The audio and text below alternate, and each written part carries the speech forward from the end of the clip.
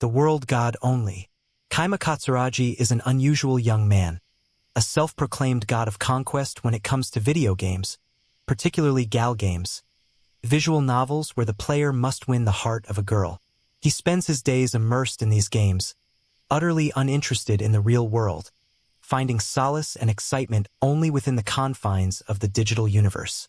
For him, the world of games is a perfect reality, a place where real emotions and relationships are unnecessary.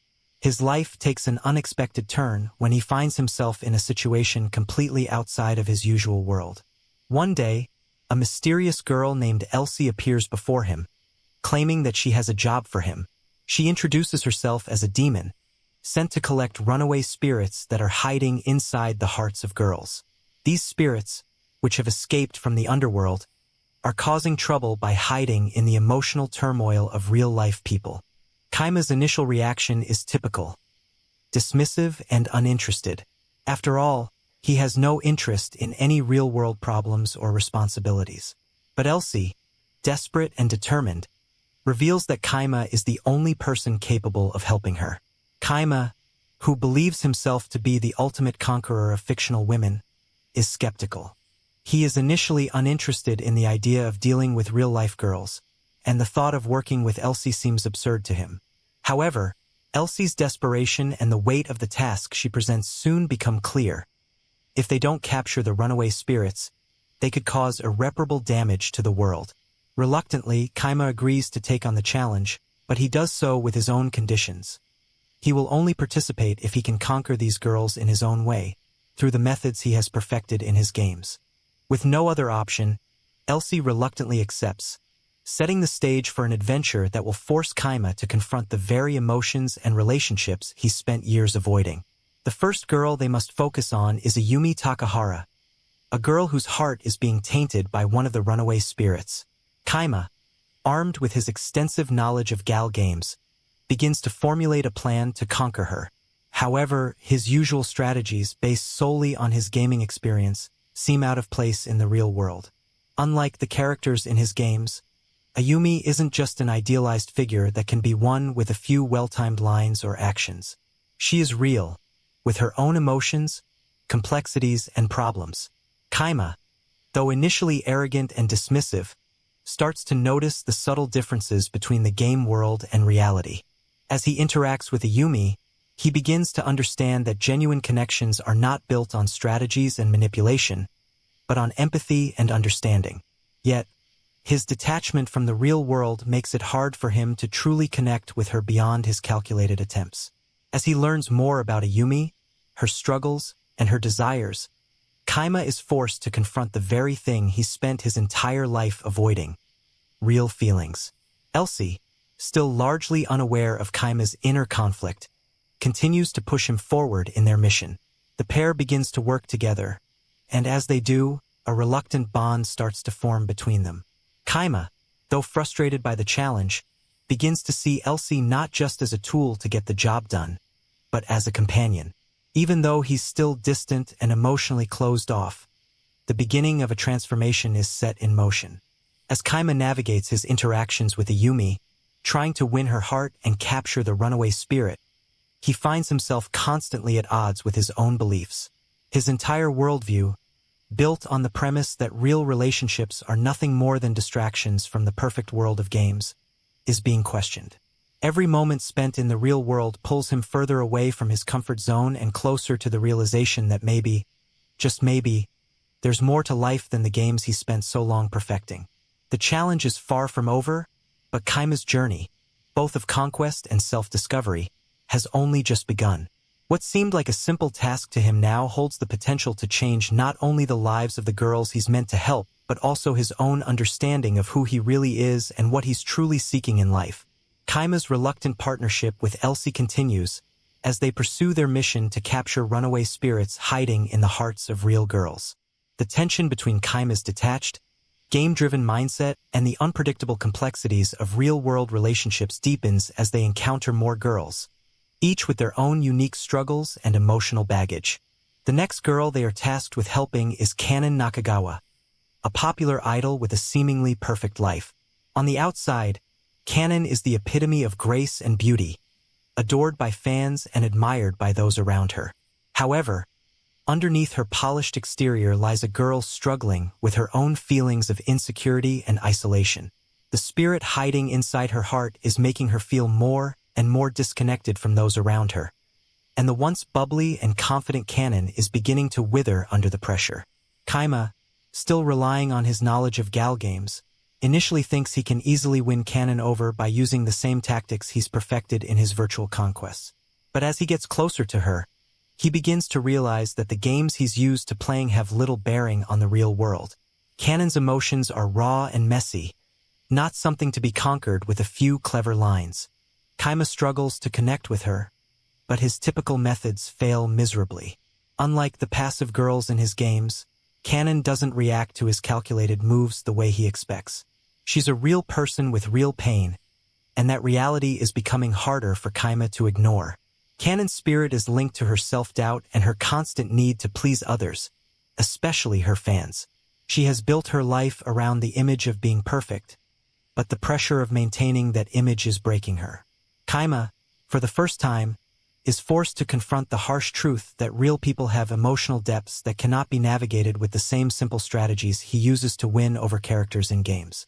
He begins to see that Kanon's strength is not in her ability to entertain or smile for the cameras, but in her vulnerability and willingness to face her own flaws.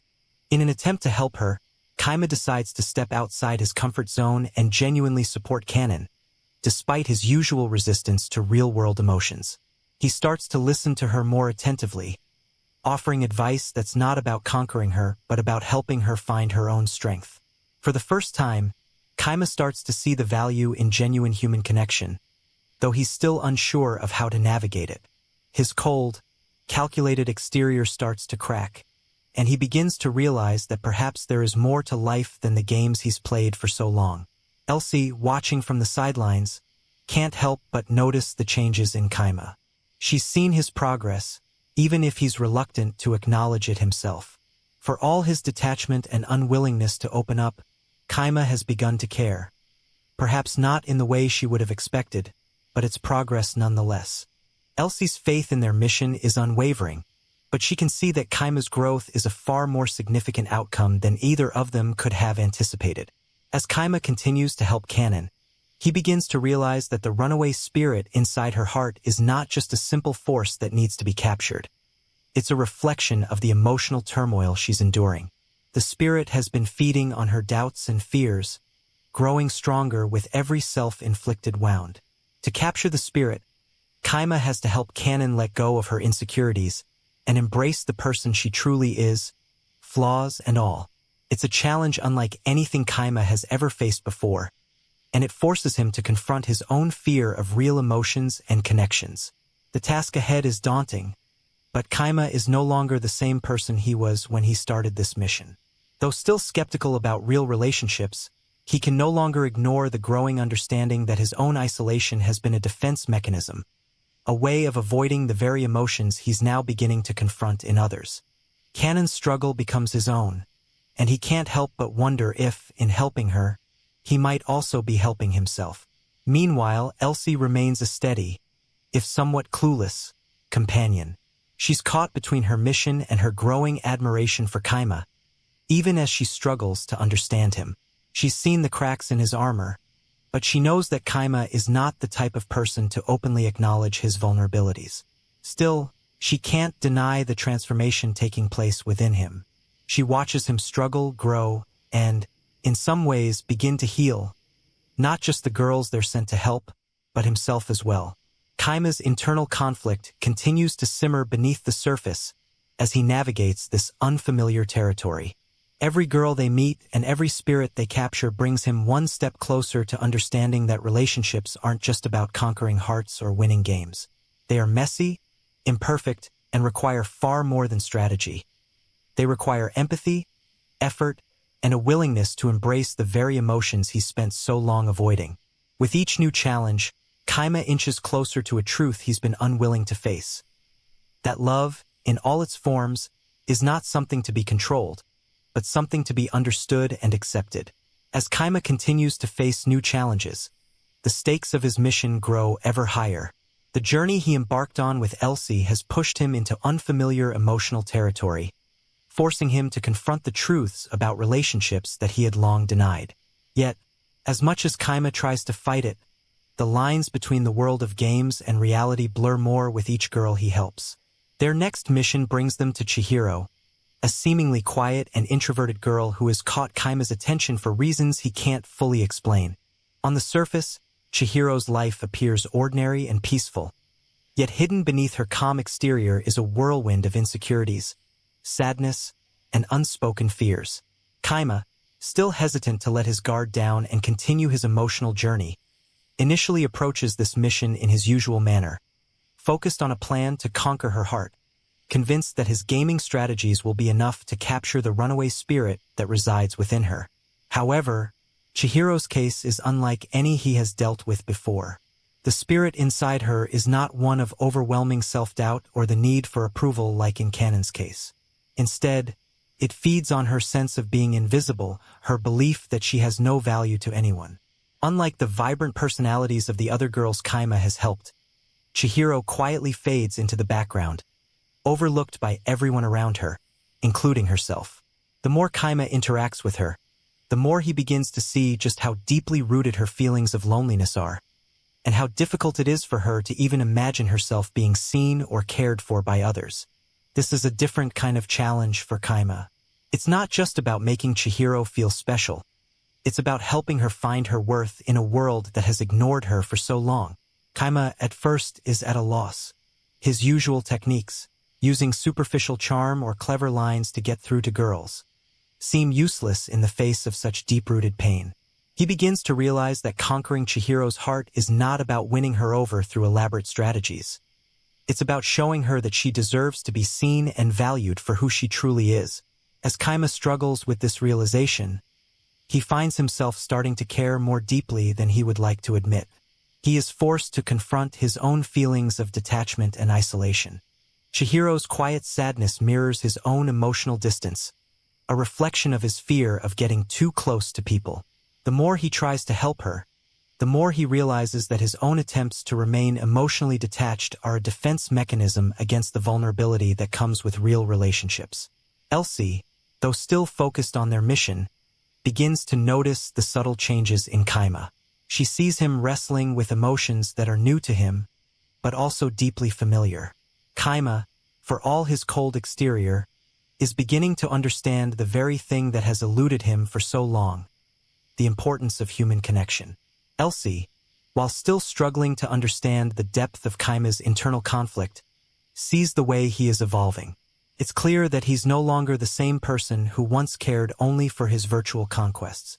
He's starting to realize that real relationships, though messy and difficult, hold value that no game could ever replicate.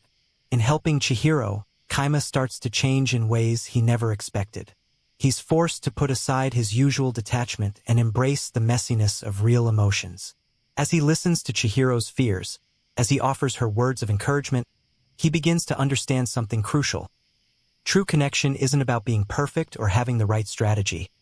It's about being there for someone, offering them the chance to be seen and heard, and helping them find their own strength. Despite his growing awareness of his own feelings, Kaima is still reluctant to fully accept the changes taking place within him. His attachment to Chihiro grows, but he resists acknowledging it. He still thinks of the whole situation as just another mission to complete, another girl to conquer. Yet, with each passing day, Kaima begins to understand that his relationship with Chihiro is about more than just helping her capture the spirit. It's about learning to see her as a person, not just a character in a game. And in doing so, he starts to recognize the value of real, emotional connections, something he's long resisted but can no longer deny. The spirit inside Chihiro feeds off her sense of invisibility, growing stronger as her isolation deepens. Kaima, now fully immersed in the task at hand, finds himself confronting a new and terrifying truth. The more he helps Chihiro open up, the more he begins to confront his own fears of being vulnerable and emotionally exposed. For the first time, Kaima is not just playing a game. He is engaging in a real relationship, one that requires trust, understanding, and genuine care. The stakes are higher than ever, And Kaima's journey is no longer just about saving others.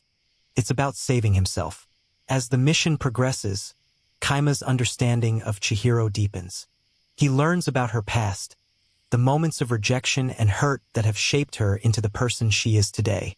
He realizes that helping her means more than just removing the spirit. It means helping her see her own worth and teaching her that she deserves to be loved and appreciated. Through this, Kaima finds himself changing not just in how he interacts with Chihiro, but in how he views the world around him. Elsie, still guiding him through the process, watches as Kaima takes on a new role, not just the strategist or the conqueror, but someone who is learning to open up and care for others. She begins to wonder if Kaima's growth will be the key not only to completing their mission, but to transforming his entire view of the world. Though she's not entirely sure how Kaima will continue to evolve, one thing is certain: his journey toward understanding real emotions and relationships has only just begun. Kaima's internal conflict deepens as he continues his journey of helping girls with runaway spirits. What once seemed like a series of missions to him, a string of girls to conquer one by one, is slowly transforming into a profound emotional awakening. With each girl he helps, he faces more of himself, more of his fears, and more of the vulnerability he has spent years avoiding. By the time he encounters his next challenge, Kaima's outlook on life has already begun to shift. But there is still one more lesson for him to learn, one final realization that will change everything. Their next mission leads them to a girl named Ayumi, a bright and energetic high school student who seems to have it all together. Outwardly, Ayumi is the picture of confidence, always surrounded by friends and adored by those around her. But as Kaima gets to know her, he quickly discovers that Ayumi's confidence is a facade. Beneath her bubbly exterior, she is a girl consumed by the fear of failure and the pressure of living up to expectations. The runaway spirit inside her heart feeds off this fear, amplifying her insecurities and pushing her to the edge of self-doubt. At first, Kaima attempts to apply his usual strategy of conquest, treating Ayumi as just another puzzle to solve. He tries to be charming, playing the part of the perfect suitor in an attempt to win her heart. But Ayumi is different. She's not like the girls in his games, and Kaima quickly realizes that his usual tactics are not enough. He can't conquer her in the same way he's conquered the others. She doesn't need someone to play a role in her life. She needs someone who understands her fears and can help her confront them. Kaima is faced with a choice: continue using his gaming strategies and treat Ayumi as a character to manipulate, or start being real with her and help her face the deep-rooted fears that have been holding her back. This is not an easy decision for him. For years, Kaima has viewed emotions as something to be controlled, a weakness to avoid. But as he spends more time with Ayumi, he begins to see that the real solution to her problems lies not in his calculated moves, but in the raw, honest connections that come from truly understanding someone's pain. Ayumi's fear of failure has kept her from pursuing her own dreams. She's been so consumed by the idea of living up to other people's expectations that she has forgotten what it means to do something for herself. Kaima begins to see that, in helping Ayumi, he's not just helping her overcome the spirit inside her heart. He's helping her rediscover who she is and what she wants from life. He realizes that the real conquest isn't winning her affection. It's helping her find the courage to be herself, free from the pressure of others. In helping Ayumi, Kaima faces a moment of personal reckoning. He can no longer hide from his own fears of vulnerability. To truly help Ayumi, he must stop playing the role of the detached, unfeeling gamer. He must confront the very emotions he spent his life avoiding. This task, the final one in their mission, is not just about saving Ayumi, it's about Kaima saving himself. He has spent so much of his life wrapped up in the world of games that he has never allowed himself to experience true connection.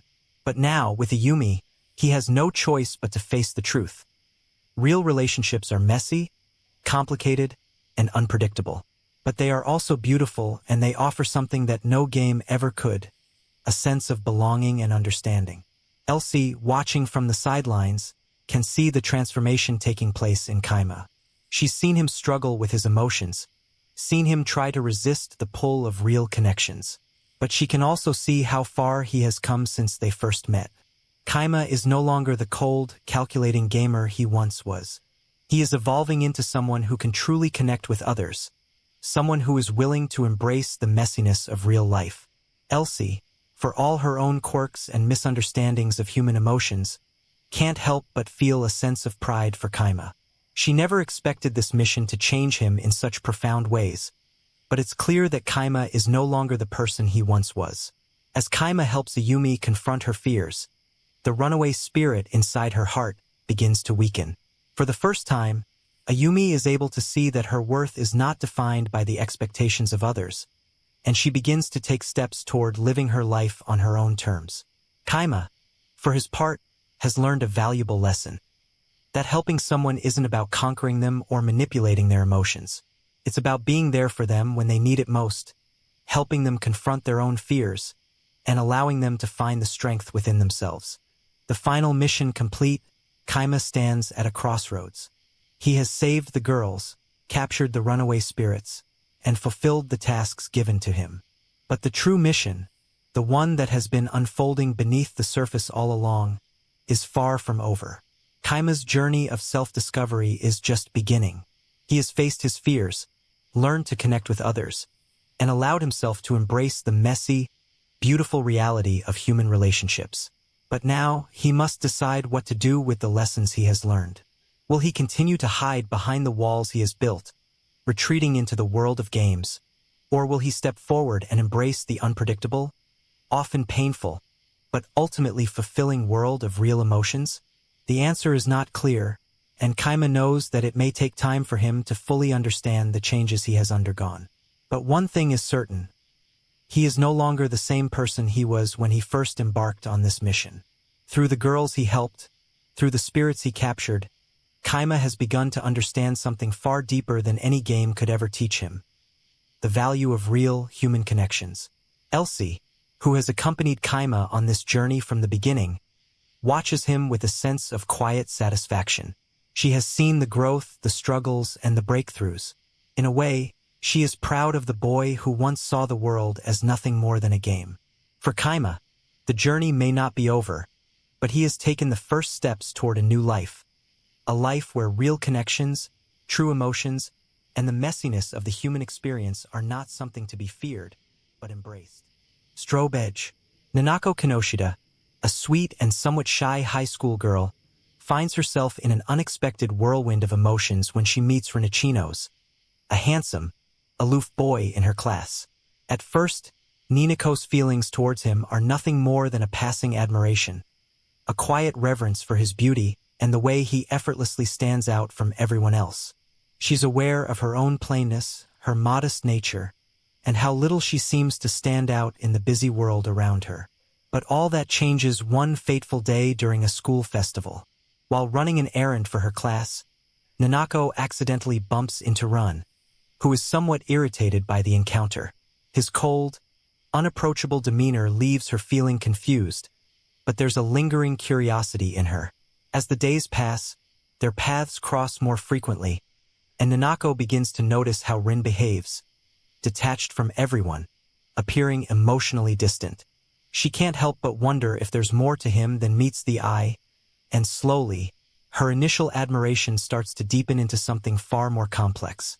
Ren, however, has his own reasons for keeping people at arm's length. He's already in love with someone else, and this unrequited love has shaped him into the person he is today. Despite his feelings for her, he maintains a distance from everyone around him, convincing himself that no one could possibly understand his inner turmoil. He wears a mask of indifference, and his interactions with Nanako remain fleeting, awkward, and brief. Yet, as time goes on, he begins to notice her too, not just as a quiet girl in the background, but as someone who sees him, perhaps even understands him more than anyone else. But Nanako doesn't realize any of this yet. She's simply swept away by the new feelings that Rin stirs in her. She starts daydreaming about him, imagining scenarios where they might speak to each other, and even letting her mind wander to what it might be like to hold his hand. Her heart races when he looks in her direction, even if it's just for a moment, and she feels a thrill every time their eyes meet. The tension between them builds, and soon, Nanako can't deny it any longer. She's in love with Run.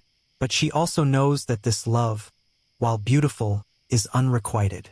She's seen the way he acts around others, his aloofness, his quiet yet intense demeanor. It's clear that he's not someone who would easily open up to her. So, she keeps her feelings to herself, never daring to confess them, even as they grow stronger with each passing day. Ren, for his part, is not immune to Nanako's quiet charm. He sees the kindness in her eyes, the way she carries herself with an innocence he's never known. There's something genuine about her that pulls at him, something that makes him question his own assumptions about love and relationships. But he's too bound by his own past, by his heart that still belongs to someone else. He can't allow himself to feel anything for her.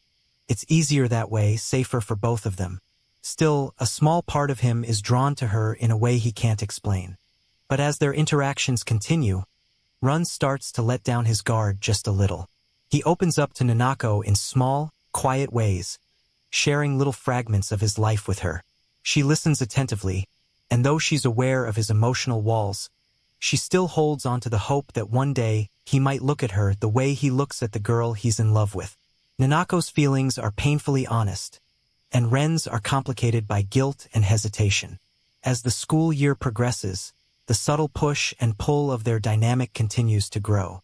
Nanako doesn't know it yet, but she's about to be swept into a world of complicated emotions and unexpected revelations.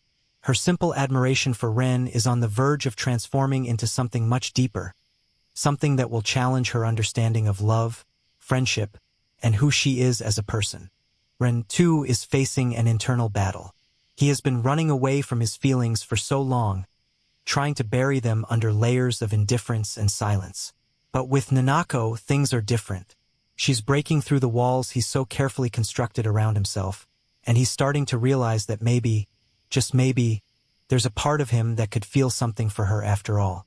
As the story unfolds, their paths continue to intersect in ways neither of them could have imagined. Each encounter is a spark that sets off a chain of emotions, pulling them both deeper into a complicated web of feelings they are both trying to navigate. As the spring semester begins, Ninako's life takes an unexpected turn when she starts spending more time around Run. Though their interactions remain minimal, the tension between them continues to grow. Nanako's feelings for Run are becoming harder to hide, and she finds herself becoming more self-conscious around him, unsure of how to behave when he's nearby. Every moment feels like a delicate balance between maintaining her composure and giving in to the overwhelming emotions that threaten to spill over. One day, as Nanako is walking home from school, she encounters Ren again, this time in a more private setting. They walk together for a while in silence, and for the first time, the space between them doesn't feel awkward. Ren's cold exterior softens slightly, and Nanako can't help but wonder if this is the start of something more. They talk casually about school and their classmates, but even in these small moments, Nanako feels her heart flutter. She is struck by how effortlessly Ren moves through the world, a stark contrast to her own hesitations. However, as much as Nanako wants to believe that there's something more between them, she begins to notice the subtle signs that Ren still holds on to his past. It's clear that Ren's heart is still caught up with someone else. Every now and then, he'll mention a girl, someone from his past, someone who's been a significant part of his life. These small, seemingly insignificant comments sting Nanako, but she tries to brush them off.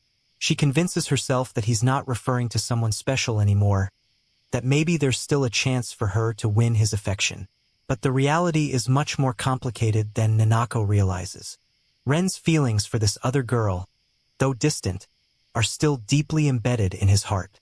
His love for her is not something he can easily let go of. He's been carrying it with him for so long, and even as he begins to grow closer to Nanako, a part of him is reluctant to fully open up. He doesn't want to hurt her by leading her on, and yet he can't deny that something about her makes him feel alive again, something he hasn't felt in a long time. Nanako, oblivious to Ren's inner struggle, continues to fall deeper into her own feelings for him. She daydreams about what it would be like if Ren could truly see her as more than just a classmate. She imagines walking alongside him, hand in hand, their hearts beating in sync. The idea of Ren caring for her, of him noticing her in the way she's always wanted, fills her with hope. And yet, she knows deep down that the reality of such a relationship is a long shot. Amidst all of this, a new character enters Ninako's life. Daiki, a classmate who has always been friendly toward her. Daiki is different from Ren in almost every way. He's outgoing, confident, and always seems to have a smile on his face. He's a breath of fresh air, and he quickly becomes someone Nanako can rely on. Daiki's charm and kindness make her feel special, and he seems to genuinely enjoy her company. As their friendship deepens, Nanako starts to question her feelings for Ren. Could it be that Daiki is someone who can offer her the love and attention she deserves? For a brief moment, Nanako entertains the idea that she could like Daiki in the same way she likes Ren. Daiki is certainly easier to talk to, and he doesn't have the emotional baggage that Ren does. His attention is straightforward, and he makes her feel noticed in a way that Ren has never quite managed to do. But as much as Nanako tries to convince herself that Daiki could be a better match for her, her heart keeps pulling her back to Ren's complicated emotions and his apparent lack of interest in her only make Nanako's feelings more intense. She can't help but yearn for his attention, to see if he could ever feel the same way about her. But every time she tries to approach him, she feels like she's hitting a wall. He remains distant, unreadable, and she starts to wonder if she's just fooling herself. Is it possible that Ren will never see her as more than a classmate? Or is she simply too afraid to face the truth? One day, Ren surprises Nanako by asking her to help him with a project for school. The request catches her off guard, but she agrees, eager for any excuse to spend more time with him. As they work together, Ren's walls start to crack just a little bit more. He opens up to her in ways he hasn't before, sharing small details about his past, about the girl he used to love, and about his fears and insecurities. Nanako listens intently, feeling both honored and heartbroken. She knows that Ren's heart still belongs to someone else, but in this moment, she can't help but feel that there's a part of him that's beginning to let her in. Despite the moments of vulnerability they share, Ren still doesn't make any move to change the nature of their relationship. He remains just out of reach, caught in the web of his own emotions and memories. Nanako, however, continues to hold on to the hope that one day he might finally see her as someone worthy of his affection. As the weeks go by, Nanako and Ren's relationship continues to evolve in subtle ways. They start to become more comfortable around each other, their conversations flowing more easily. But Nanako's heart is torn between her longing for Ren and the growing feelings she has for Daiki. She finds herself caught in an emotional tug-of-war, unsure of what to do or who to choose. The feelings she has for both boys are genuine, but they couldn't be more different. Ren's love is distant and painful, while Daiki's is warm and inviting. Nanako's journey of self-discovery continues, and as she grapples with her feelings, she begins to realize that her heart is not something that can be easily controlled. She will have to make difficult choices in the coming days. But for now, she continues to navigate the complex web of emotions that has been spun around her. As Nanako's life continues to be tangled in her emotions for both Ran and Daiki, she finds herself at a crossroads. The warmth of Daiki's presence provides her with a sense of comfort and safety, while Ren's coldness makes her heart ache. Each day, she wrestles with the confusing mix of feelings that swirl inside her. She knows that she can't keep living in this emotional limbo forever. Something has to give. One afternoon, as the school festival approaches, Nanako spends more time with Daiki. Their friendship has grown deeper, and with each passing day, Nanako begins to see Daiki in a new light. He's always there when she needs him, offering support and kindness in ways Ren never has. His laughter is contagious, and he seems to understand her in a way that Ren does not. The more they talk, the more Nanako realizes that Daiki's feelings for her are genuine. He doesn't hide behind walls or wear a mask of indifference. He's open, caring, and unafraid of showing his emotions. But as much as she feels drawn to Daiki's warmth, Nanako's heart still belongs to Ren. The pull she feels toward him is undeniable, and no matter how much she tries to convince herself that she should focus on Daiki, she can't escape the feelings she's developed for the cold, aloof boy who never seems to notice her. Ren, meanwhile, has been becoming more aware of Nanako's growing closeness to Daiki. He watches the two of them together from afar, a mixture of confusion and jealousy stirring within him. The idea that Nanako might start liking Daiki instead of him shakes Ren in ways he hadn't anticipated.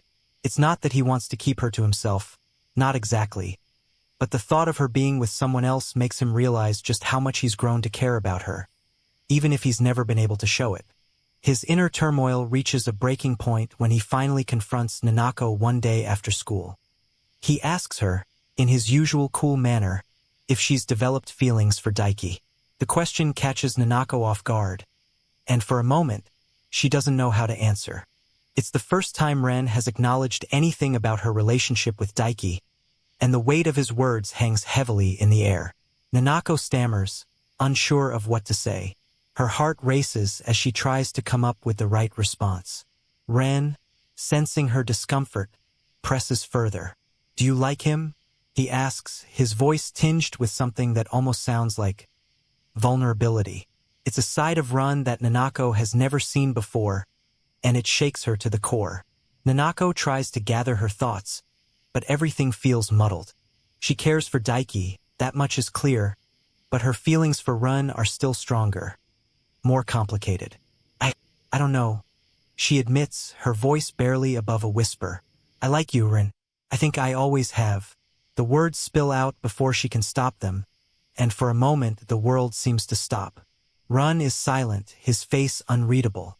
For a split second, Nanako wonders if she's made a mistake, if she's ruined everything by being so honest. But then, Ren's expression shifts, his gaze softening just a fraction. "I see," he says quietly, before turning and walking away.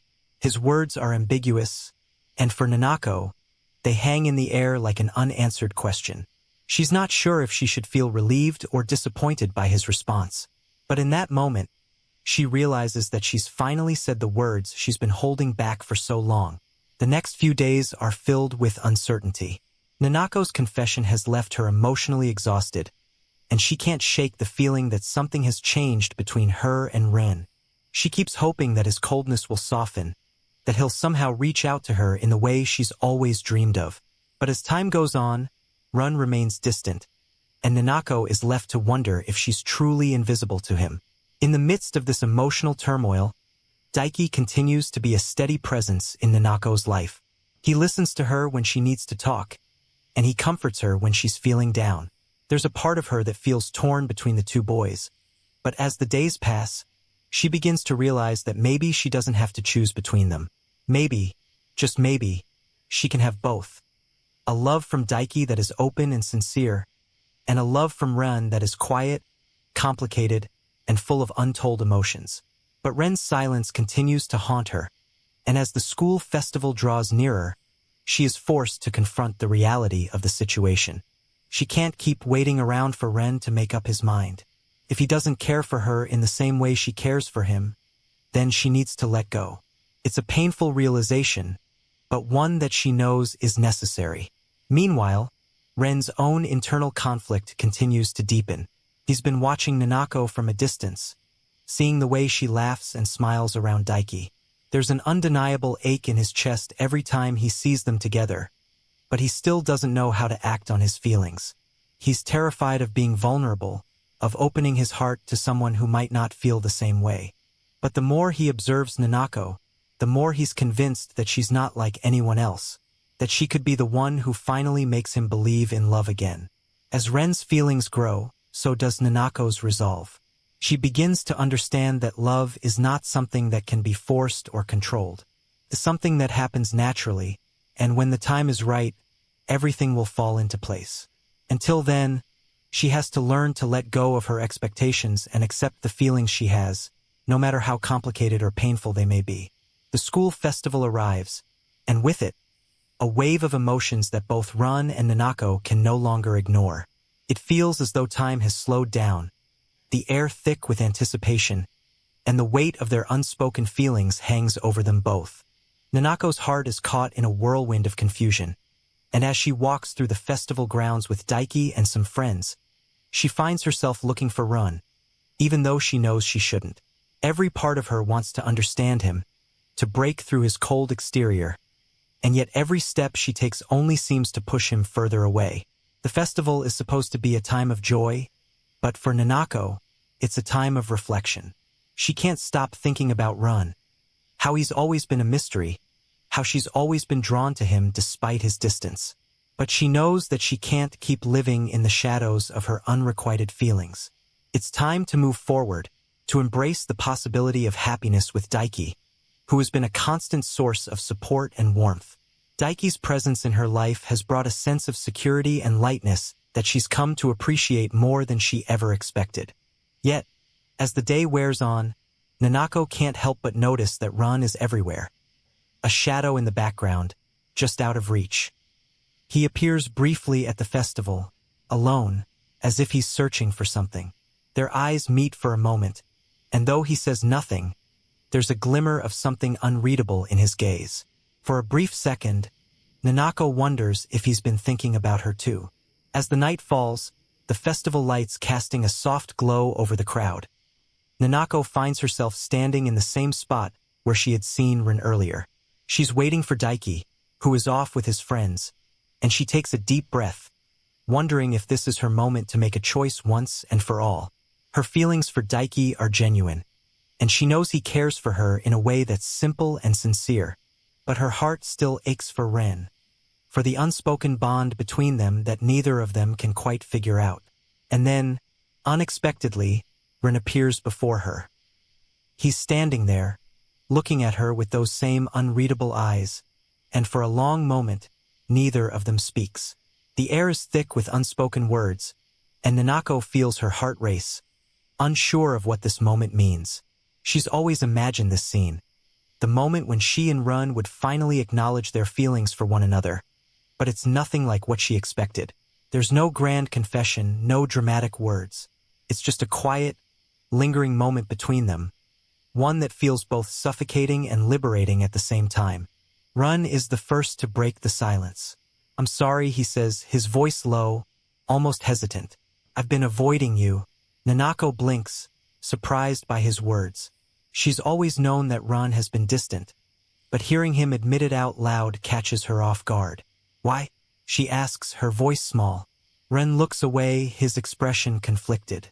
"I didn't know how to handle what I was feeling. I didn't want to drag you into my mess." Nanako's chest tightens. She's always known that Ran has been hiding something, but hearing it from him makes it all the more real. "You don't have to hide anything from me," she says quietly, though a part of her wonders if she truly believes those words herself. "I just want to understand you." Ren's eyes flicker with something. Vulnerability, regret, or maybe even longing. He takes a step closer to her, and for a moment, Nanako thinks he's going to say something more, something that will change everything. But instead, he takes a deep breath and says, "I think I've been in love with the wrong person for a long time, and I didn't want to let go of it." Nanako feels a pang of disappointment, but she doesn't let it show. She's heard enough. She's understood. Ren's heart still belongs to someone else, someone he can't seem to let go of. And as much as it hurts, Nanako knows that she can't wait for him forever. The truth is, he may never see her the way she sees him. "I understand," Nanako says softly, her voice steady despite the emotions swirling inside her. "And maybe it's time for me to move on too." Run looks at her with a mixture of sadness and gratitude. "I never wanted to hurt you," he murmurs, his voice barely above a whisper. "But I think I've hurt you enough already." For a long moment, neither of them speaks. The world seems to hold its breath as they stand there, caught between what was and what could have been. But in that silence, Nanako realizes that sometimes love isn't about getting what you want. Sometimes it's about letting go. She takes a deep breath, her heart heavy but somehow lighter than it's been in a long time. "I'll be okay," she says, her voice full of quiet resolve. "I'm going to move forward now. I can't keep waiting." Ren nods, his expression filled with something akin to relief. "I think you'll be happy. You deserve to be." With that, they part ways, each of them walking away with a sense of closure that neither of them had expected. For Nanako, it's the beginning of something new. a journey of self-discovery, of learning to let go of past hurts and embracing the future with hope. She still cares for Run, but she knows that she can't live in the shadow of his unrequited love forever. It's time to live for herself. And as Nanako walks through the festival grounds, her heart feels lighter, as though a burden has been lifted. She looks up at the night sky, the stars shining brightly above, and for the first time in a long time, she feels at peace with herself. Ren, too, has learned something in this moment, that sometimes love is not just about being with someone, but about letting them go. As he watches Nanako from afar, he realizes that she's stronger than he ever gave her credit for. And in that quiet moment of understanding, he knows that they both have a long road ahead, but one that's full of possibility. The story of Ren and Nanako isn't over, but they've both taken the first step toward healing, toward finding their own happiness. And that, perhaps, is the most important part of all.